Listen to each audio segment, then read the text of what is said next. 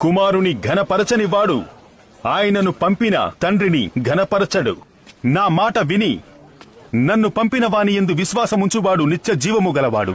వాడు తీర్పులోనికి రాక మరణములో నుండి జీవములోనికి దాటియున్నాడని మీతో నిశ్చయముగా చెప్పుచున్నాను.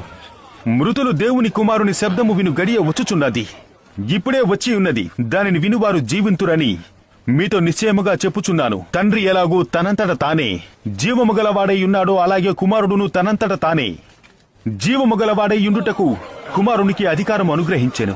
మరియు ఆయన మనుష్య కుమారుడు గనుక తీర్పు తీర్చుటకు తండ్రి అధికారం అనుగ్రహించెను. దీనికి ఆశ్చర్యపడకండి, ఒక కాలము వచ్చుచున్నది, ఆ కాలమున సమాధులలోనున్న వారందరూ ఆయన శబ్దము విని మేలు చేసిన వారు జీవ పునరుత్థానమునకును, కీడు చేసిన వారు తీర్పు పునరుత్థానమునకును బయటకు వచ్చెదరు.